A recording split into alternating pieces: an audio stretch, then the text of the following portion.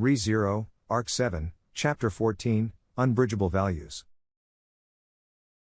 Subaru, the 77th Emperor of the Sacred Wallachian Empire, hearing Abel give his title, Subaru's mind went blank. The reason was not because he was unable to take in the meaning of the words, nor that he was afraid to square off against royalty. Certainly, in this other world he was in, this was the first time Subaru had met royalty in person. By the time when Subaru had been summoned to another world, all members of the royal family of the Kingdom of Lagunica had succumbed to illness.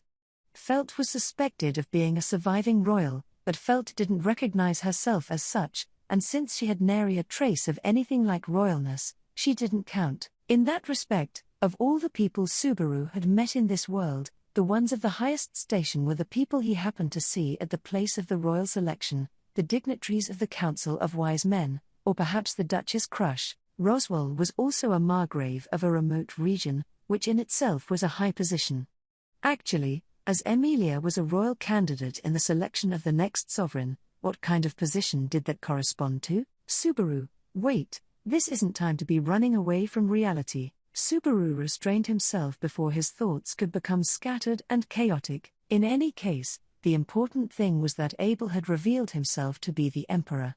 Ever since he came across him on the jungle plain, Subaru had a feeling he was no ordinary person. Still, he would never have imagined that this person actually held the position of emperor, provided that, Subaru, well, if it's actually true, Abel, you doubt my word? Subaru, it's only natural to doubt it.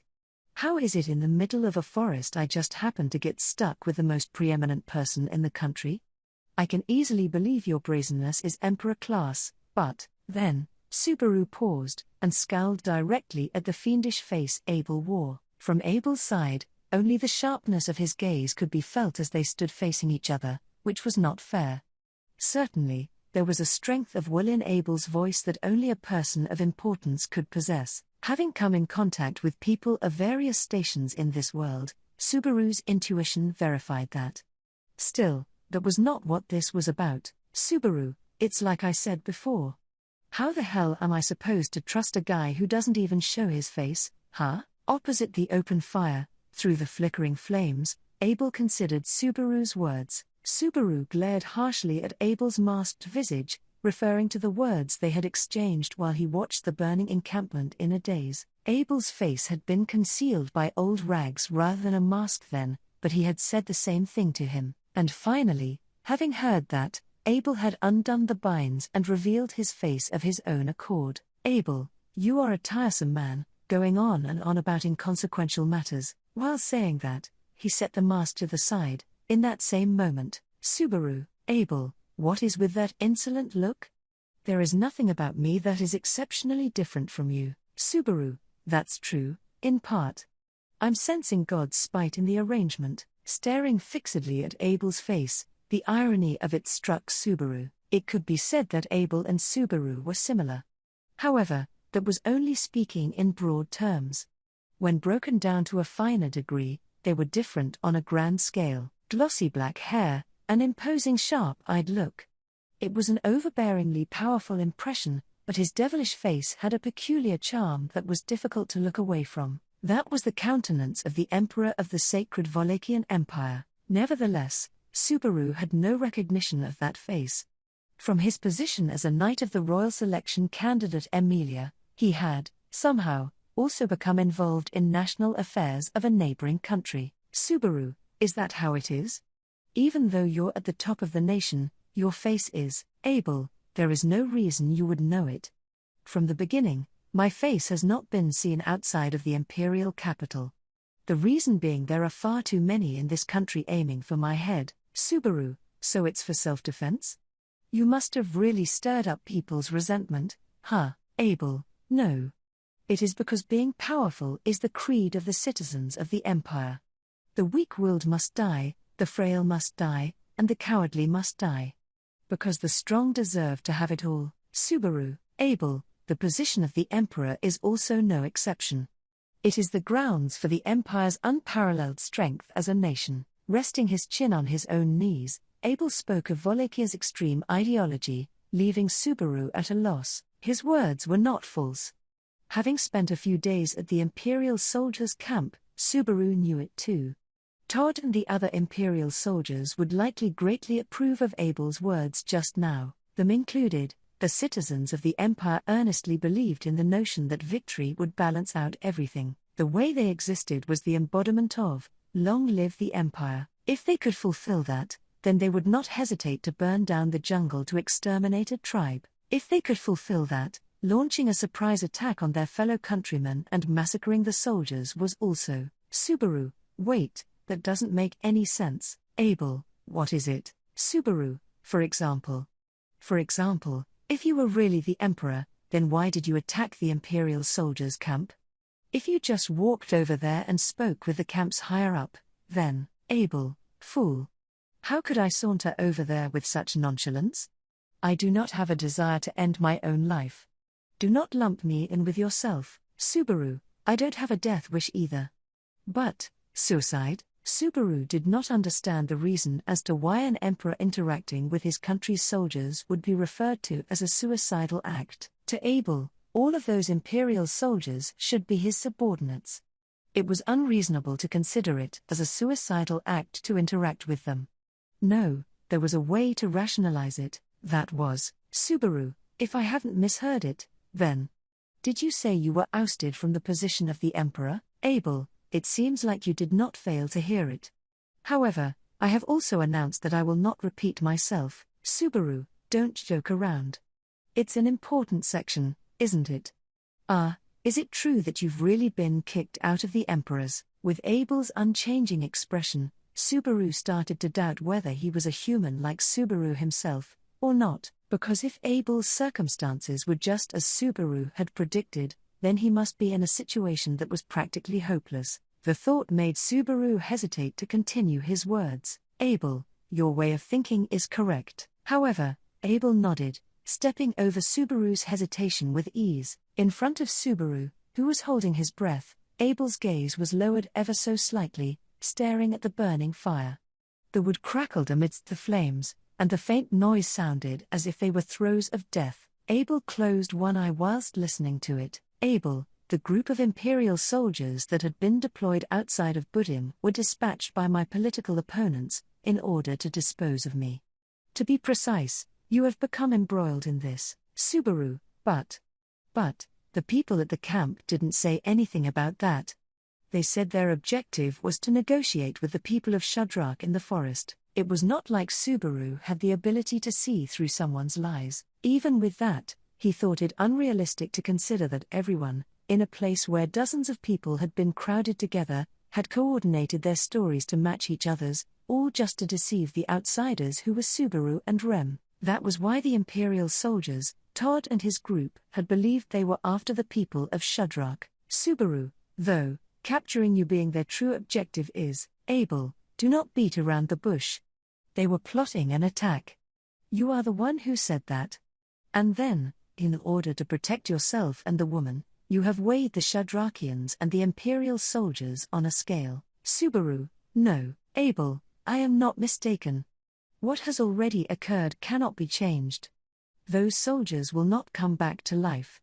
The dead will not speak of anything, nor are they able to exert their influence upon the living. Subaru, the dead will not come back to life. Subaru squeezed his eyes shut, struck by Abel's fierce words. How dare he say whatever as he pleased, when he knew absolutely nothing? There was a way to revive the dead. The method was the one and only authority, which only Subaru was capable of holding. Subaru, if he were to return by death, then there was a possibility he could go back to the time before the encampment was wiped out. Once he did that, Subaru could warn the Imperial soldiers and save them from their deadly fate, perhaps. However, if he did that, then the safety of the people of Shudrak would be put in jeopardy. He was trapped in a dilemma of choosing which side would be left standing at the cost of the other side. It was difficult to save both of them, when they stood diametrically opposed to each other. More than anything, Subaru did not have the courage to return by death for them. Even if he did redo it, how much of a chance did he have at being even more successful?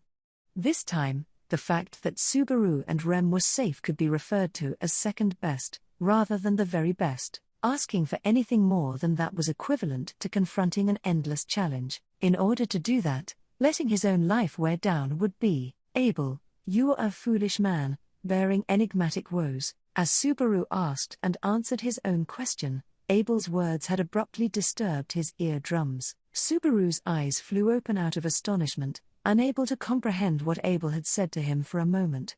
Abel was staring at Subaru from the front, on the other side of the flickering flames. It was almost as if Abel was pitying him with that gaze of his. Abel, why would you always desire to curry favor with others? Subaru, curry favor?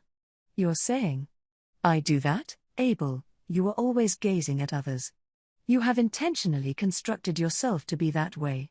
Similar to how a warrior would hone their skills, you have concealed your own heart with a deception called charity. Subaru, HK, it's none of your business. Intense rage coursed through Subaru as Abel spoke as if he understood him. To someone who did not know anything about Subaru himself, nor about return by death, it was impossible for him to understand even a fraction of what Subaru was saddled with. There was no reason for Subaru to be lectured, nor pitied. Subaru, you haven't answered my question at all.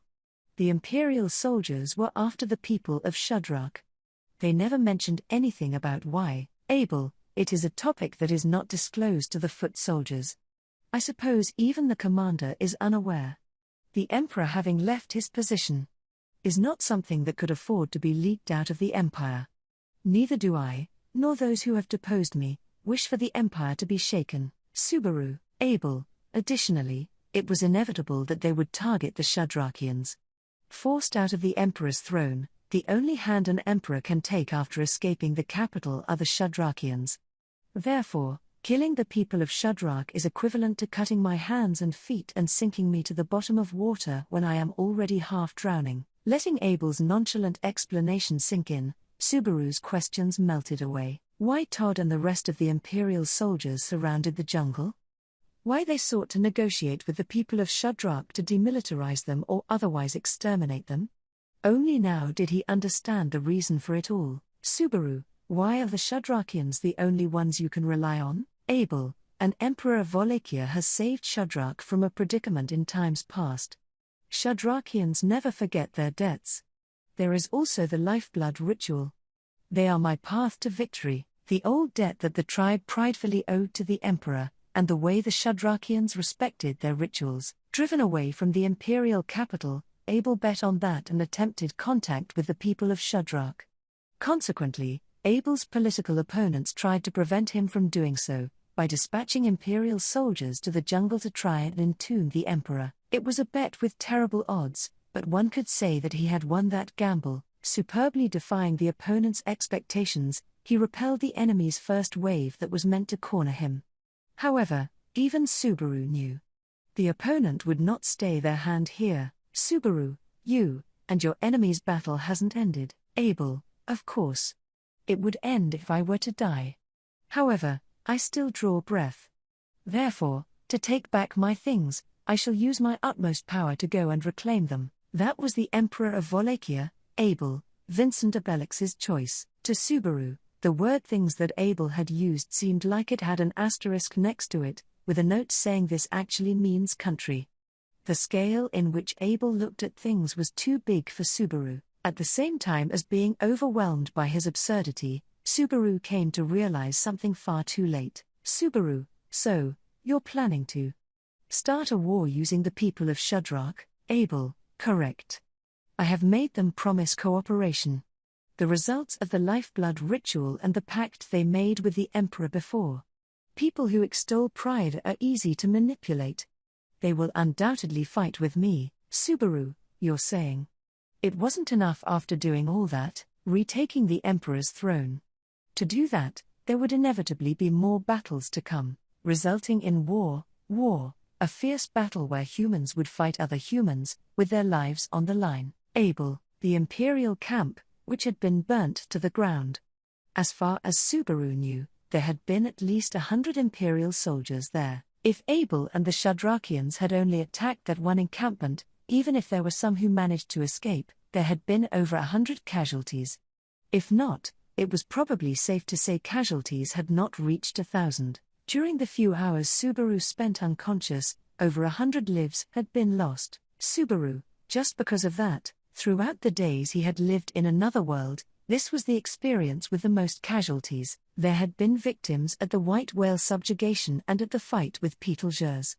There were people he could not save at the fights in Pre-Stellar, and even more in times now gone. Compared to those unpreventable casualties, the number of lives lost here was greater. Additionally, the enemies fought were not witch beasts nor were they evil entities. They were human beings. They were not people who could not be reasoned with. They were people who could come to an understanding with dialogue. Subaru, why did they have to be killed? Abel, there was no other method. That is all. Subaru, is that really true? Did you seriously try and find another way? Before all your options were snatched away by murdering them, did you try to find another option until the very end? Abel narrowed his eyes at Subaru's feeble grievances. His look told Subaru that, instead of carefully considering Subaru's opinion, he was questioning as to why he had to do something like that.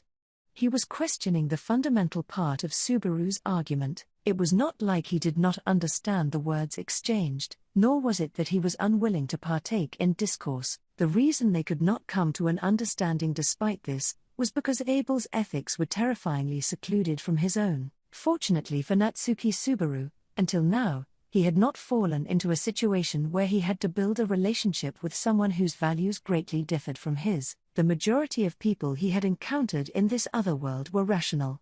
They lent their ears to Subaru and interacted with him, while communicating their own opinions. Once upon a time, an idiotic Subaru had failed to understand this and was thus unable to notice their tact, resulting in him throwing all that away. Even so, he managed until now. The people he had been unable to come to an understanding, because of their different sets of values, were mostly either witches or sin archbishops. However, by defining them as different beings, Subaru could continue going on without having to knock morals with them. But Abel was different. The people of Shudrak and the Imperial soldiers were also different. They held no ill will, they did not toy with life and death, and they did not wield tremendous power for selfish reasons. Excluding their base principles, they were humans, just like Subaru. But even then, Subaru, I just want to bring Rem home. The battle to retake Abel's throne was going to commence. If this were another person's affair, or if it was a past event detailed in a biography or something similar, Subaru would eagerly turn those pages with excitement. This was reality, however. In a foreign country, where there was no one to rely on, a fierce internal struggle that would shake the very foundation of the country was about to take place. To intervene in this situation and try to change history, there were no plans to even entertain that thought. In Subaru, the objective was to bring Rem and return to the kingdom of Lagunica. He needed to reunite with Emilia and Beatrice, his friends at Roswell's mansion, as soon as possible. They had to celebrate Rem's awakening, and discuss what to do moving forward. Any issues other than that, he could not keep up with. Subaru, tell me the location of the nearest town or village. I'll find a way back from there. Tapping his cheeks with both his hands, Subaru stated his single-minded goal. Receiving that, Abel responded with a small sigh. Abel, ho, that makes sense. Nevertheless, it will not be a simple path. Subaru, easy or difficult, if it is necessary, I will walk that path. A paved path though, if possible. Abel, humph. Standing up in front of the snorting Abel, Subaru strongly bit the inside of his cheek, stimulating his brain with the pain. He struck down his rising doubts and faced forward. He looked towards Abel, who remained unmoving. The lonely emperor had one of his eyes closed, his gaze crossing over with Subaru. Subaru, I still haven't thanked you. Putting aside the method in which you did it, thank you for rescuing Rem. I'm grateful for that. Abel, it was not only the girl, another one was rescued too. Subaru, that was unnecessary. Thanks to you, my worries will stay as is for a while. Of course, even in the case Louis had been lost in the Imperial camp, it did not mean that the problems Subaru held would be neatly resolved. If one were to narrow it down to just his problems with Rem, there was a rather high chance that his relationship with her would become more strained. He did not know which was better. And because he did not know, Subaru, I will pick the path that I agree with. I have mixed feelings about it, but you do the best you can do. But the people of Shadrach, Abel, are you saying I should not involve them? Either way, if you and I did not intervene, a scorched jungle was what awaited them. This is already their fight too, Subaru. There was no room for denial. They were already in a position where they were forced to fight to protect themselves. However, Subaru, it's impossible for me. I don't think I will ever be able to become like you. Shaking his head, Subaru muttered while looking at Abel. Abel had one of his eyes closed. The closed eyelid was opposite of the one before. To explain further, Abel's blinking was unique. He would blink one eye at a time, never letting both eyes be closed at the same time. Subaru recognized that this was done so that both eyes would never be closed even for an instant. Subaru feared the Wallachian Emperor, who lived in a world where habits like that were formed just to survive as the one on the apex of the Sword Wolf's empire. He feared in reverence, listening to his mutterings. Abel, unsurprisingly with one eye closed, Abel, naturally. You, nor anyone else would be fit to be my substitute, stated that, leaving the people of Shadrach, Subaru and his group would be heading to the town closest to the Budin jungle. Such a decision had been made by Subaru. After the people surrounding him had listened to it, their reaction was unexpectedly mild. I see. It's unfortunate, but if that is my comrade's decision, it can't be helped. That was Zelda's reaction after hearing what Subaru had to say. She regarded his decision with respect, her dignified face tinted with sadness to some degree, just as what her words suggested. Truthfully, Subaru had made his declaration whilst bracing himself against verbal abuse, such as, "You're not a warrior if you don't fight," so he felt all the more regretful because of her thoughtfulness. Once Subaru had obtained permission from the chief, no one could stand in the way of his decision. The existence of Utakata, who appeared to be more dejected than Zelda, made Subaru feel reluctant to leave, as if something was tugging at the back of his hair. However, it would not become a reason for him to stay here. Utakata, Sue is going somewhere. You feels sad. Subaru, yeah, I'm sorry. Hey, do you know what's going to happen from now on? Subaru asked her, caressing the girl's head as she pinched his sleeve. Not a single doubt was held against the values and their sense of unity, and there was no mistaking the fact that Zelda's decision was the tribe's decision, but Utakata was still young. If she had been pulled by the flow of the people around her without understanding anything, Utakata, a battle's going to start now. You will fight together with me, Ta, and everyone. Subaru, I see. As Utakata said that, showing off the bow she had equipped on her back, Subaru blew out a sigh. He wanted young children to remain ignorant. As expected, such deceit was a facile idea that did not apply to this jungle. In the first place, Utakata had once achieved putting Subaru to death by shooting him with a poisoned arrow. Even if she did not look like it, she was definitely one of the people of Shadrach.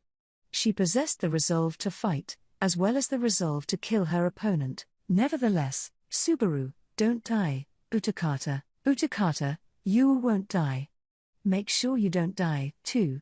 And do your best. Although he attempted to cheer her on, a larger voice of encouragement was returned to him, causing Subaru to choke up, managing to respond to her by putting on a feeble smile. In all honesty, Subaru could not imagine how much of a chance at victory that Abel and the Shadrachians would have in their battle. Targeting Abel, who had been deprived of his status as an emperor, their opponents had dispatched a subjugation force to the Budin jungle. That meant the enemy was in a state where they were able to move around the forces that made up the fighting strength of the empire at their own discretion.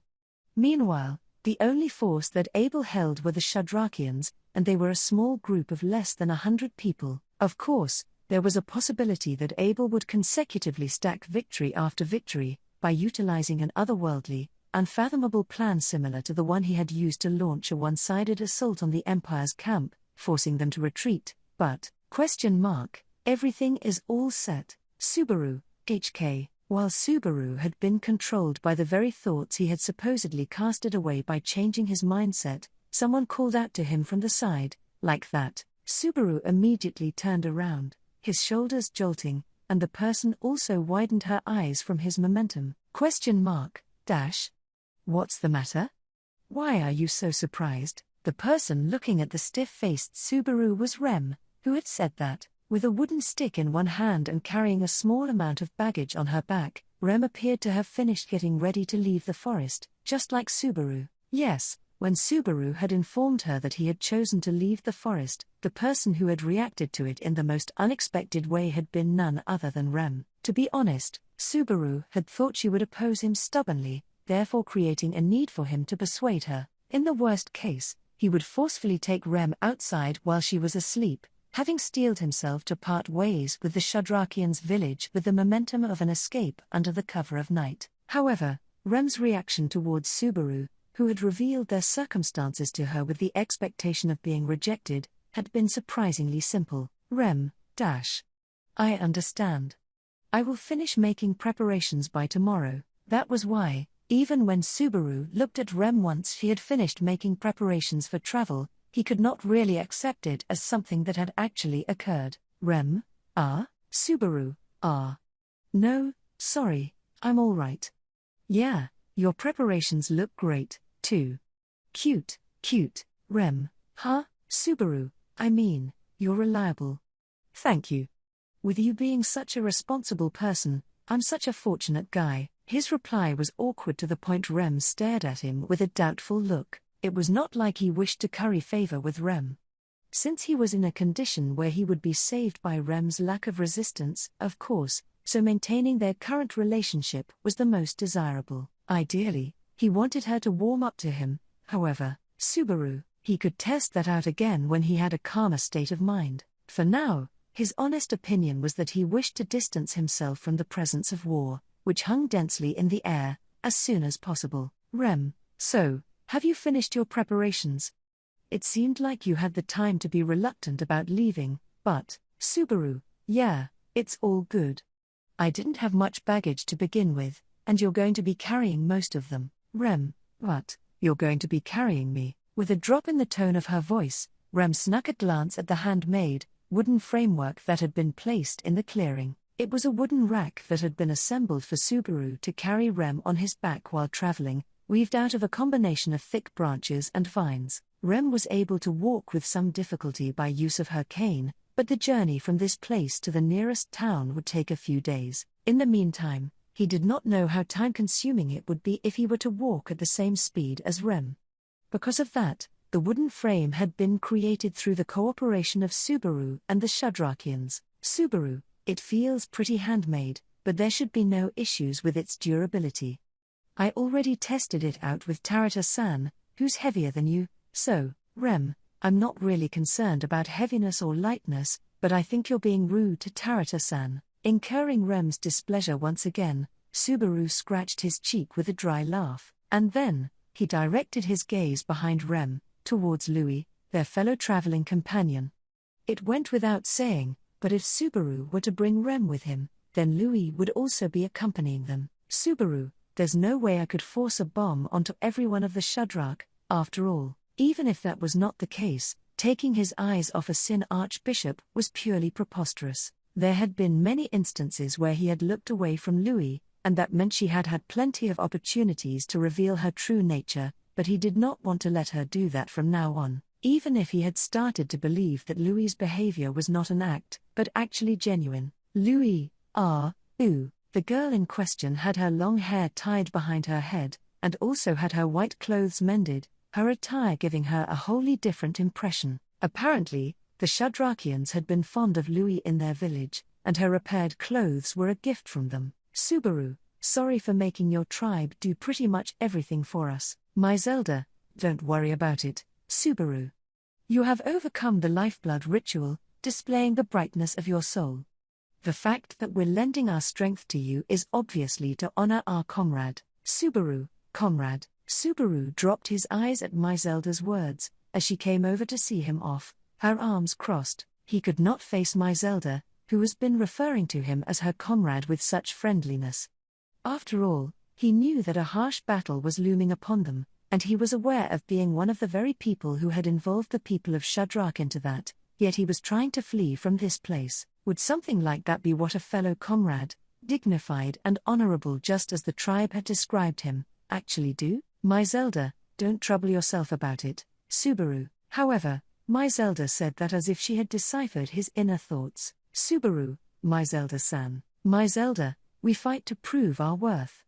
However, we create our future by protecting those dear to us until the end. It's way of thinking that's necessary in order to protect our tribe. Subaru, my Zelda, protect Rem and Louis.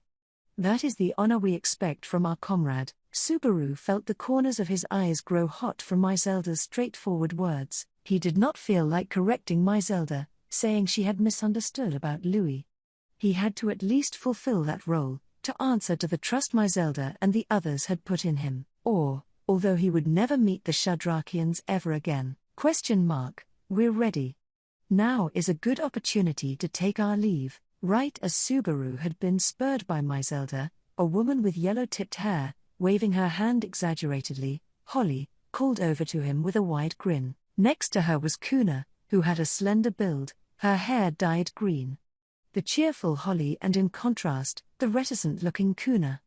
Those two were the guardians of Subaru's group. Arrangements had been made so that the two Shadrakians would be protecting Subaru, Rem, and Louis, ensuring they would not be attacked by anything on their way to Garrel, the nearest town. Subaru, I'm super grateful for bodyguards, but I also feel like it's too much. Even though this was a foreign country, and Subaru had already died multiple times in the mere span of a few days, he could not deny it was a unique situation, but it was the safest to take precautions. Subaru himself did not have enough prowess as a fighter to be confident in his own abilities, and it was fruitless to depend on Rem and Louis. He could say nothing regarding Kuna, but he had also seen Holly lift a boulder effortlessly with his own eyes. They were more than reliable as the group's bodyguards during their journey. And then, Subaru, Rem, does it hurt anywhere? Subaru asked Rem over his shoulder, while pulling up the wooden rack. Since they would be positioned back to back with the handmade frame between them, Subaru could not see Rem's face from where he was. He had tried packing in soft leaves and fabric to secure her body, but there would be a few inconveniences considering they would be traveling for a long time. Rem, I'm fine. Are you okay with this? Subaru, I've been training myself moderately. At least. My stamina hasn't completely returned, but I want to prevent Holly and Kuna's hands from being full, in the case of emergency. In the first place, he was immensely thankful towards the two Shadrakians for being their escorts, but making them carry Rem on top of that was something he could never dare to ask for. Subaru, demonstrating his stubbornness, Rem, carried by him, and Louis had lined up as a group. Accompanying them were Holly and Kuna, having finished their preparations despite being lightly dressed, and they all stood together. Then, the people of Shadrak began crowding around the entrance of the village. My Zelda, well then, may the tranquility and objective of our fellow comrade, Natsuki Subaru, be fulfilled. People of Shadrak, may it be fulfilled, my Zelda called out, standing in the front, and the other Shadrakians followed in unison, experiencing an illusion of feeling like the wind had blown, filling up the area. Subaru made sure to return their spirit with a, yeah, along with a smiling face. Subaru, thank you, everyone. Take care of yourselves and stay happy. As soon as he had said it, he realized that was a greeting terribly filled with deceit. Thinking about the turbulent path that awaited the tribe after this, stay happy were two words that sounded far too hollow and meaningless. However, he could not say anything more than that. He could not wish for anything more than that. He hoped for the pleasant, refreshing women to stay happy as they continued to live their lives. Subaru, while wishing for that, Subaru searched for the man with the wicked mask among the line of people who had come to see his group off. However, it was only natural that the man could not be found anywhere. He was not someone who would send them off, nor did the relationship between him and Subaru involve something like that. Even if Subaru were to spot the man, he would not have any words to tell him. That was why? Subaru, we're heading off. Louis, you. As Subaru said that, almost in a desperate way, Louis's loud voice overlapped with his words, and then, Subaru and his group split themselves from the people of Shadrak, departing for Garrel, the nearest town, in an effort to escape from the war that would take place hereafter, taking their first step in doing so.